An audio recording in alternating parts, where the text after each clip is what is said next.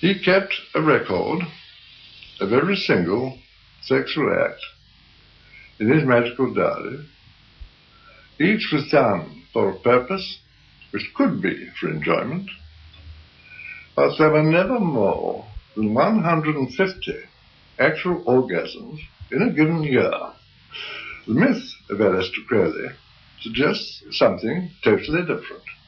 As a disciple, his job was to give you hell, because he went on the principle of trying to change people's habitual way of thinking by exploding it.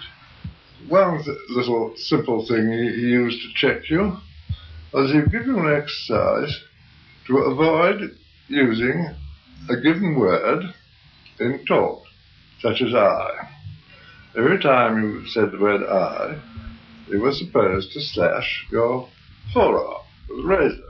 Only a fool slashed his forearm with a razor, because you get exactly the same result of a subconscious resistance to using that word by pricking yourself slowly with a rather blunt pin, because the psychological reaction comes from the little frisson you feel in the body at the moment of doing it. But sometimes people took Crowley very seriously indeed. One of these was the Oxford undergraduate Raoul Loveday, who arrived at the Abbey in the autumn of 1922 with his wife, a celebrated artist's model known as Betty May. His zeal was extraordinary, and Betty May soon turned violently against Crowley, whom she blamed for her husband's steadily weakening condition.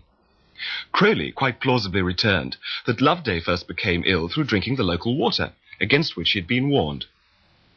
To the accompaniment of hysteria from Betty May and genuine sorrow on Crowley's part, Loveday grew sicker and died. What is clear is that he himself was quite happy to be at the Abbey and never thought of blaming Crowley. Events were seen in a very different light in London. There, the Sunday Express had begun to beat its breast over the publication of Crowley's novel The Diary of a Drug Fiend, which contains an idealized picture of life at Cefalù. At this time, it must be said that not a week went by without the Sunday Express exposing some occultist or other. On the news of Loveday's death, the paper of course went to town again and set the seal on Crowley's image as a black magician. The inevitable followed. On the 23rd of April 1923, Crowley was summoned to the local police station and solemnly expelled from Italy. His health was by now severely affected. His mind wandered, and he was taking a lot of heroin. He spent much of the period immediately following in trying to cure himself of the habit. His current Scarlet Woman drifted away with one of his pupils. Crowley himself was penniless and disoriented, and now had a reputation as the wickedest man in the world to pull him further down. The press gave Crowley no chance, but even when all allowances have been made, he was still a tricky customer. His personality was twisted in certain directions, and for some people he was dangerous to know. His work is a different question. He attempted to forge a coherent system of psychology out of the magical tradition, and at least in theoretical terms he was partly successful. His rebellion against conventional patterns of thought coincided in a particularly brazen fashion with the aspirations of young people at the time, and it was this which made the wickedest man in the world an attractive figure even when down on his luck. Tom Dryburgh met Crowley about 1925. I know that I was both thrilled and slightly alarmed to receive an invitation to lunch from him when I was at Christ Church, Oxford. He was there already waiting at the table when I got there, and he stood up rather ponderously. He was rather a heavy man with a pretty bald head, and he was wearing a very bright green but very good Scottish tweed suit of knickerbockers or +4s. I was terrified because he had a tremendous reputation as a wicked old man. And he stood up from the table to greet me, and then as we sat down, he said, "Pardon me while I invoke the moon," which really sent me, I must say. It was lucky for the great beast that his charisma was still working, because money was now the prime factor in his life.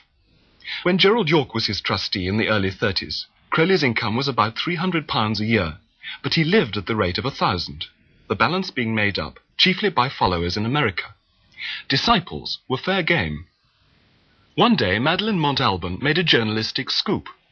I was paid on Friday £100. I was going to Swan and Gedgars to buy myself a dress, actually. And at the top of the escalator was standing Aleister Crowley. I said, "Well, Moon child, you've got some money." "Oh, yes," he said. I said, "Aleister, yeah." "Well," he said, "I put out my sign for anyone got any money who would meet me at the top of this escalator, and it's you. Hand over." I said, "Half, Aleister." He said, "How much you got?" I said, £100. Aleister said 75. I said 50. "Don't argue with me, my child." He said 75, and I'll take you to lunch at the Capitol. And so he did. For Crowley could never resist dining out at the best places if he had only the price of that one meal in his pocket. But even in money matters, his behaviour was, to put it mildly, contradictory.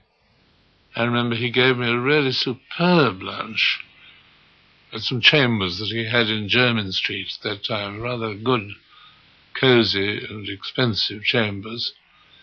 And it was a marvellous lunch. I suppose it was sent in by a caterer or something, followed by expensive cigars.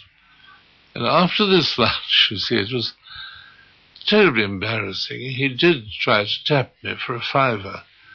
The lunch must have cost, even in those days, more than that. Between the late 20s and the outbreak of the Second World War, Crowley based himself in Paris, London or Berlin, with frequent trips to other parts of Europe. His pattern of life was the same wherever he happened to be. He lived where he could and changed his lodgings as often as his landlords presented bills. So far as magic was concerned, the greatest achievement of the years between the wars was the publication of Magic in Theory and Practice in 1929 by a press supported by Crowley's followers. This book contains the fully formulated doctrines of Crowleyan magic, and many people have seen it as the culmination of his life's work. Almost simultaneously, the same press published the first 2 volumes of what Crowley called his autohagiography. It was an unconscious acknowledgement that he had achieved whatever he could achieve, and during the 30s his life ran irrestrainably downhill. He remained very much the old Crowley, charming and witty on occasion. His intellect flashed sporadically. His abilities at chess were remarkable enough to make the international master William Winter, British chess champion during the mid-30s, a regular opponent. And the law of Thelema was proclaimed in the face of society. Madeleine Montalban remembers an episode in London. He was living in Half Moon Street at the time with his girlfriend, so I had to stay the night. Stayed on the couch in his sitting room, and he said, "We're going to hail the sun at dawn." Set my alarm clock and woke the Master Therian and the Scarlet Woman as it's 10 minutes to dawn. So Crowley said, "Then prepare me a saffron bath." Saffron, colour of the sun. And in goes Crowley. Comes out, looking very yellow all over. While we're waiting for him to get in some robes, he does not a bit of this. He's going to hail the sun at dawn stark naked. Of course, gentlemen as old as Crowley, going around naked in the morning is not a beautiful sight.